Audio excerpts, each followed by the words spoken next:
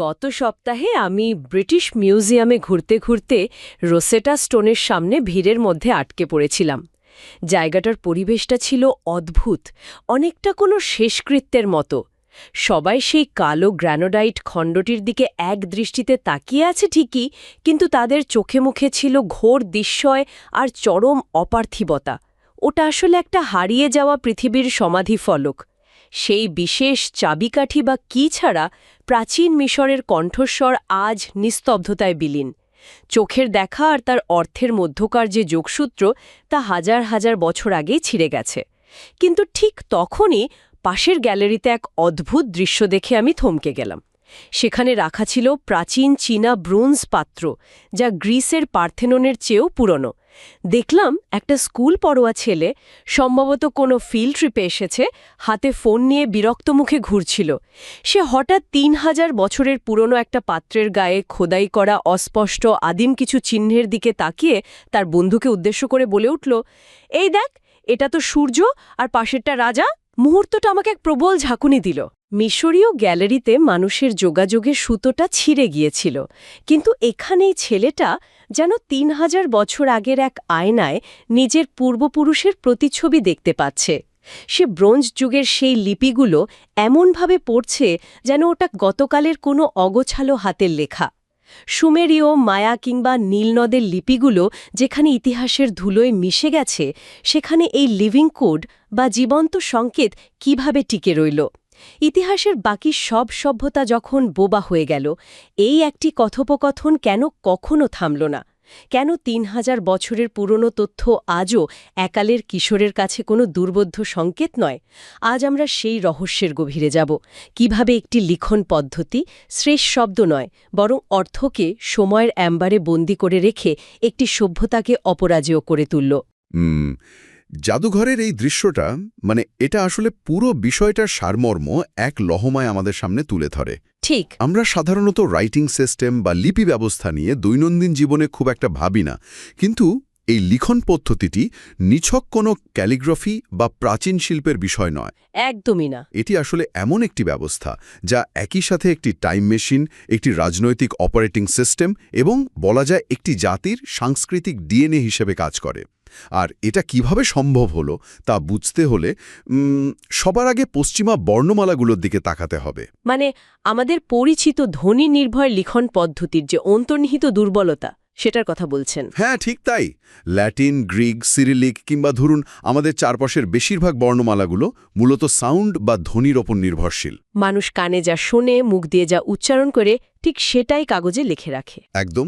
প্রথম দেখায় মনে হতে পারে শেখার জন্য এর চেয়ে সহজ পদ্ধতি আর কি হতে পারে। শেখার জন্য তো এটা সত্যিই খুব সহজ, কিন্তু আমি যখন এই বিষয়গুলো নিয়ে আরও গভীরভাবে পড়াশোনা করছিলাম, দেখলাম দীর্ঘমেয়াদে কয়েক হাজার বছরের টাইমলাইনে হিসাব করলে এর একটা বিশাল কাঠামোগত সমস্যা বেরিয়ে আসে। ঠিক ধরেছেন। এই ধ্বনি নির্ভর পদ্ধতি লেখাকে সরাসরি মুখের উচ্চারণের সাথে আষ্টপৃষ্টে বেঁধে দেয়। আর সমস্যা হলো, উচ্চারণ তো আর কখনোই স্থির থাকে না। নদী স্রোতের মতোই বদলায়। হ্যাঁ, এক প্রজন্মের সাথে পরের প্রজন্মের কথা বলার ধরনের পার্থক্য থাকে। উপত্যকা বা ভৌগোলিক সীমানা বদলালে উচ্চারণ পুরোপুরি বদলে যায়। আর হাজার বছরের ব্যবধানে এই পরিবর্তন এতটাই বিশাল হয় যে ধ্বনি নির্ভর লেখা তার মূল অর্থ পুরোপুরি হারিয়ে ফেলে। এই ব্যাপারটা আমাকে খুব ভাবিয়েছে। যেমন ধরুন বেওয়ুলফের উদাহরণটা। বেওয়ুলফের গল্পটা এখানে দারুণ প্রাসঙ্গিক। এটি মাত্র হাজার বছরের পুরনো একটি ইংরেজি মহাকাব্য, কিন্তু আজকের দিনে কোনো সাধারণ ইংরেজিভাষী মানুষকে এর আদি রূপটি পড়তে দিলে তার মনে হবে সে সম্পূর্ণ অচেনা ভিন গ্রহের কোনো ভাষা দেখছে। একদম। অথচ ভাষাটা কিন্তু ইংরেজি, শুধু ধ্বনি বদলে যাওয়ার কারণে লেখার সাথে তার আদি অর্থের যে সংযোগ ছিল সেটা পুরোপুরি বিচ্ছিন্ন হয়ে গেছে। মানুষ উচ্চারণ পরিবর্তন করেছে, আর সেই সাথে ওই প্রাচীন অক্ষরগুলোর অর্থ হারিয়ে গেছে। আর ঠিক এই জায়গাতে চীনা লিখন পদ্ধতি একটি সম্পূর্ণ ভিন্ন পথে হেঁটেছে। আমার তো মনে হয় এটাই লিপিটাকে এক ধরনের অমরত্ব দিয়েছে। হ্যাঁ, কারণ এটি ধ্বনি নির্ভর নয়, এটি মূলত একটি অর্থ নির্ভর বা লোগোগ্রাফিক লিখন পদ্ধতি। লোগোগ্রাফিক এটি কোনো শব্দ বা আওয়াজকে প্রকাশ করার চেষ্টাই করে না? ঠিক তাই। এটি সরাসরি একটি ধারণাকে প্রকাশ করে। পশ্চিমা লিপি যেখানে শব্দের অনুবাদক হিসেবে কাজ করে, চীনা লিপি সেখানে অর্থের প্রতিচ্ছবি হিসেবে কাজ করে। ব্যাপারটা আরও পরিষ্কার করার জন্য আমি আধুনিক ইমোজির একটা উদাহরণ দিতে চাই। দারুণ হবে, বলুন। ধরুন একটা হাসি মুখের ইমোজি। প্যারিসের কোনো মানুষ এটা দেখলে বুঝবে এর মানে আনন্দ বা খুশি। আবার টোকিওর একজন মানুষ দেখলেও ঠিকই বুঝবে এর মানে আনন্দ। কিন্তু মুখে বলার সময় তারা তো সম্পূর্ণ ভিন্ন শব্দ উচ্চারণ করবে। হ্যাঁ, প্যারিসের মানুষটি হয়তো বলবে জোয়ায়ে, আর টোকিওর মানুষটি বলবে ইয়োরোকোবি। তাদের মুখের কথা একে অপরের কাছে একেবারেই দুর্বোধ্য। কিন্তু লেখার চিহ্নটা অভিন্ন। চীনা অক্ষরগুলো হাজার হাজার বছর ধরে ঠিক এই ইমোজির মতোই কাজ করে আসছে। চমৎকার একটা উদাহরণ। এটি আসলে কানকে বা শ্রবণ শক্তিকে পুরোপুরি পাশ কাটিয়ে সরাসরি মস্তিষ্কে প্রবেশ করে অর্থের যোগান দেয়। এই চাক্ষুষ বা ভিজুয়াল যুক্তির কারণেই লিপিটি টিকে আছে। আমি দেখছিলাম পাহাড় বা সূর্যের চীনা অক্ষরগুলোর ইতিহাস ঘাটলে দেখা যায় শুরুতে এগুলো ছিল নিছক প্রকৃতির ছবি। আক্ষরিক অর্থেই পাহাড়ের চূড়া বা গোলাকার সূর্যের ছবি। হ্যাঁ, তারপর হাজার বছর ধরে দৈনন্দিন লেখার সুবিধার জন্য, কালির আঁচড়ের দ্রুত লেখার জন্য এগুলোকে আরও বিমূর্ত ও সরল করা হয়েছে ঠিকই। কিন্তু এর মূল ভিজুয়াল লজিকটা আজও অটুট রয়েছে। আর এই কারণেই ওই যে আপনি শুরুতে বললেন না, ৩,০০০ বছর আগের কোনো মানুষের সাথে আজকের বেইজিংয়ের কোনো মানুষের মৌখিক কথোপকথন অসম্ভব হলেও সেই প্রাচীন চিনমানুষটির লেখা সূর্য অক্ষরটি আজকের মানুষটি ঠিকই অর্থসহ পড়তে পারবে। ধ্বনি হয়তো বাতাসে মিলিয়ে যায়, কিন্তু অর্থ সময়ের ফ্রেমে চিরকাল বন্দী থাকে। অসাধারণ বলেছেন। এই লিখন পদ্ধতি না থাকলে একটি সভ্যতার পরিণতি কি হতে পারে তার নিখুঁত উদাহরণ কিন্তু রোমান সাম্রাজ্য। রোমান সাম্রাজ্যের পতন। হ্যাঁ, রোমান সাম্রাজ্য যখন তার সর্বোচ্চ চূড়ায় ছিল, তখন ল্যাটিন ভাষা পুরো ভূমধ্যসাগরীয় অঞ্চলকে এক করে রেখেছিল। কিন্তু ল্যাটিন ছিল একটি ধ্বনি নির্ভর ভাষা। আর সেটাই কাল হল। সাম্রাজ্যের পতনের পর কেন্দ্রীয় ক্ষমতা দুর্বল হয়ে যাওয়ার সাথে সাথে ল্যাটিনের মানসম্মত উচ্চারণ হারাতে শুরু করে। বিভিন্ন অঞ্চলের মানুষ তাদের নিজস্ব স্থানীয় উচ্চারণের উপর ভিত্তি করে বানান বদলাতে শুরু করে। যে যার মতো করে বলতে ও লিখতে শুরু করল, যার ফলাফল হল ইউরোপের খণ্ডবিখণ্ড হয়ে যাওয়া। ল্যাটিন ভেঙে ফ্রেঞ্চ, স্প্যানিশ এবং ইতালীয় ভাষার জন্ম হল। ইউরোপ এমন অসংখ্য জাতিরাষ্ট্রে বিভক্ত হয়ে পড়ল, যাদের প্রত্যেকের আলাদা ভাষা এবং আলাদা আত্মপরিচয়। আর ভাষাগত এই বিভাজন শেষ পর্যন্ত রাজনৈতিক এবং সাংস্কৃতিক বিভাজনের রূপ নিল। এবার এই ইউরোপীয় মডেলটাকে চীনের সাথে তুলনা করে দেখুন। চীনেও কিন্তু ক্যান্টনিজ এবং ম্যান্ডারিনের মতো অসংখ্য উপভাষা রয়েছে। হ্যাঁ, আর এই উপভাষাগুলোর মধ্যে উচ্চারণের পার্থক্য ফ্রেঞ্চ এবং স্প্যানিশের মতোই বিস্তর। একজন ক্যান্টনিজ এবং একজন ম্যান্ডারিন ভাষাভাষীকে অন্ধকারে পাশাপাশি রাখলে তারা একে অপরের কোনো কথাই বুঝবে না। মনে হবে দুজন সম্পূর্ণ ভিন্ন দেশের মানুষ কথা বলছে। কিন্তু আলো জ্বালিয়ে তাদের হাতে একটি কলম বা তুলি দিলে ম্যাজিকটা ঘটে। তারা একই অক্ষর ব্যবহার করে নিজেদের মধ্যে নির্বিঘ্নে যোগাযোগ করতে পারবে। এই ঐতিহাসিক ঘটনাটিকে বলা হয় সিনেটিক ব্রাশটক। ইতিহাস ঘাটলে দেখা যায় অষ্টাদশ বা ঊনবিংশ শতাব্দীতে চীনা, কোরিয়ান, জাপানিজ এবং ভিয়েতনামের কূটনীতিকরা এক টেবিলে বসে জটিল দর্শন বা বাণিজ্য চুক্তি নিয়ে আলোচনা করতেন, কিন্তু সেখানে পিনপতন নীরবতা। কেউ কোনো শব্দ উচ্চারণ করছেন না। ব্যাপারটা অনেকটা নির্বাক চলচ্চিত্রের মতো। তারা ঘণ্টার পর ঘণ্টা শুধু তুলি আর কালির সাহায্যে কাগজে লিখে আলোচনা চালিয়ে যেতেন। কারণ তাদের সবার লিখিত অক্ষরগুলো ছিল এক। এই লিপিটি একটি বিশাল রাবার ব্যান্ডের মতো কাজ করেছে, যা উপভাষাগুলোর বিভেদকে জয় করে পুরো এশীয় সভ্যতাকে একটি অভিন্ন সুতোয় বেঁধে রেখেছিল। কিন্তু আমাদের একটা কথা মনে রাখতে হবে, এই অভিন্নতা বা ঐক্য কিন্তু রাতারাতি আকাশ থেকে পড়েনি বা কোনো প্রাকৃতিক বিবর্তনের ফলে হয়নি। এটি ছিল অত্যন্ত সুপরিকল্পিত এবং দূরদর্শী রাষ্ট্রীয় ইঞ্জিনিয়ারিংয়ের ফসল। এই জায়গাটায় এসে গল্পটা সত্যি রোমাঞ্চকর মোড় নেয়। আমি ২২১ খ্রিস্টপূর্বাব্দে কিন রাজবংশের প্রথম সম্রাট কিন শি হুয়াংয়ের সময়কালের কথা পড়ছিলাম। সে সময় চীন ছিল অসংখ্য যুদ্ধরত রাজ্যে বিভক্ত। হ্যাঁ, যাকে ওয়ারিং স্টেটস পিরিয়ড বলা হয়। তখন শুধু রাজনৈতিক বিভেদই নয়, সেখানে চলছিল চরম ডেটা বিশৃঙ্খলা, তথ্যের নৈরাজ্য বলা চলে। এক রাজ্যের ঘোড়ালেখার অক্ষরের সাথে অন্য রাজ্যের ঘোড়ালেখার অক্ষরের কোনো মিল ছিল না। ভিন্ন ভিন্ন মাপকাঠি, ভিন্ন ভিন্ন লিপি। ফলে বাণিজ্য, আইন প্রয়োগ বা রাষ্ট্রীয় যোগাযোগ ছিল প্রায় অসম্ভব। একটা সাম্রাজ্য চালানোর জন্য এই অবস্থাটা ছিল দুঃস্বপ্নের মতো। এই বিশাল আমলাতান্ত্রিক শূন্যতা পূরণের জন্য সম্রাট দায়িত্ব দিলেন তার চ্যান্সেলর লি সিকে। লি সিকে এক অর্থে প্রাচীন যুগের চিফ টেকনোলজি অফিসার বলা যেতে পারে। দারুণ একটা উপমা। তিনি সব লেখা হবে এক অক্ষরে বা জু তোংওয়েন নামে একটি যুগান্তকারী নীতি গ্রহণ করেন। এটি শুধু কোনো স্লোগান ছিল না, এটি ছিল একটি অত্যন্ত সুপরিকল্পিত নির্দেশ। লি সি জানতেন যে একটি বিশাল সাম্রাজ্য পরিচালনা করতে হলে তথ্যের অভিন্নতা সবচেয়ে জরুরি। তিনি পুরো সাম্রাজ্যে স্মল সেল স্ক্রিপ্টকে একমাত্র স্ট্যান্ডার্ড বা প্রমিত লিপি হিসেবে বাধ্যতামূলক করলেন। আর লি সি শুধু পুরনো অক্ষরগুলোকেই প্রমিত করেননি, তিনি ভবিষ্যতের ভিতটাও মজবুত করেছিলেন। তিনি ক্যানজিবিয়ানের মতো নতুন পাঠ্য বই তৈরি করেন। আর এই বইগুলোর পেছনের উদ্দেশ্য জানলে সত্যি অবাক হতে হয়। শিশুদের জন্য এগুলো কোনো রূপকথার গল্প বা সাধারণ নীতিবাক্য ছিল না। একদমই না, এগুলো ছিল আক্ষরিক অর্থেই প্রশাসনিক ম্যানুয়াল।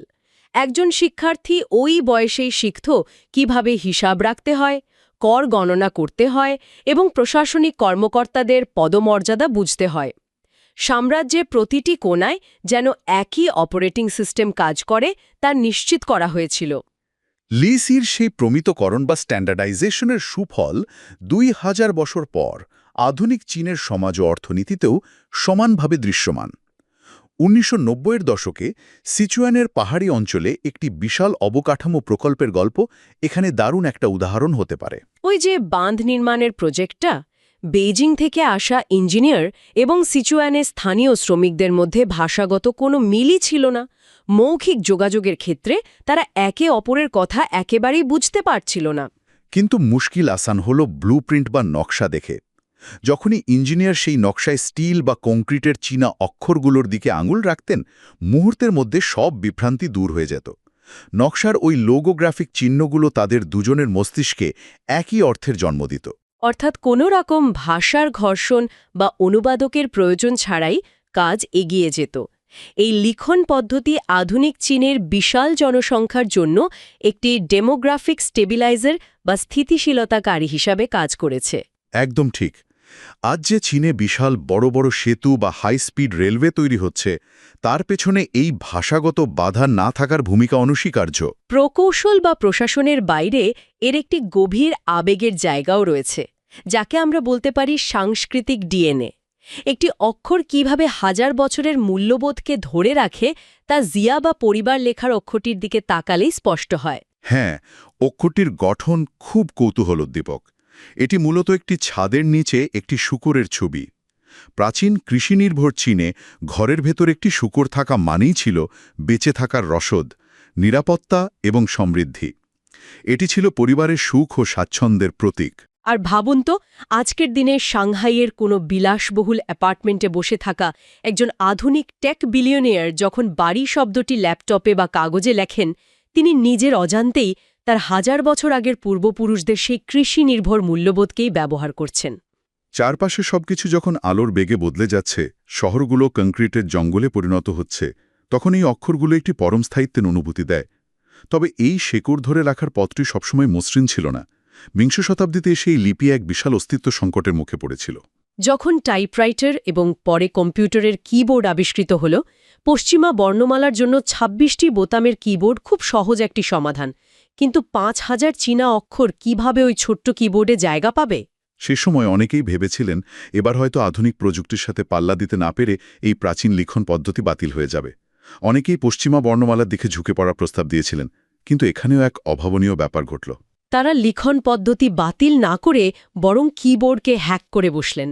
ঠিক তাই, তারা পিনিয়েন আবিষ্কার করলেন।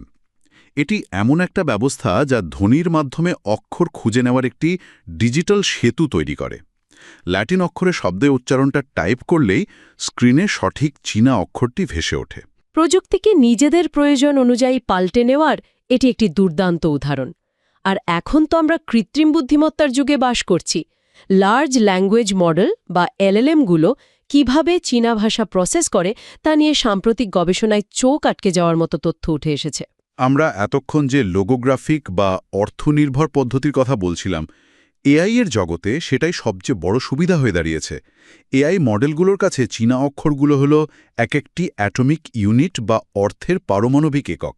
বিষয়টা আরেকটু তলিয়ে দেখলে বোঝা যায়, ইংরাজিতে এআইকে শব্দের অর্থ বুঝতে অনেক সময় রুট ওয়ার্ড বা প্রিফিক্স ভাঙতে হয়, কিন্তু চীনা ভাষার প্রতিটি অক্ষর নিজেই একটি সম্পূর্ণ ধারণা বহন করে। ফলে স্ট্যান্ডার্ড ম্যান্ডারিন বা প্রমিত চীনা ভাষায় এই এআই মডেলগুলো ইংরেজি মডেলগুলোর মতোই অত্যন্ত দক্ষ এবং অবিশ্বাস্য রকম দ্রুত কাজ করে। কিন্তু এই আধুনিক প্রযুক্তির ভেতরেও সেই প্রাচীন আমলের একটি ছায়া দেখতে পাওয়া যায়। এআই মডেলগুলো স্ট্যান্ডার্ড ম্যান্ডারিনে দুর্দান্ত হলেও চীনের আঞ্চলিক উপভাষা বা সংখ্যালঘু ভাষাগুলো বুঝতে গিয়ে এরা রীতিমতো হোঁচট খায়। অনেক ক্ষেত্রে আঞ্চলিক উপভাষার চেয়ে তারা ফ্রেঞ্চ বা জার্মান ভাষা ভালো অনুবাদ করতে পারে।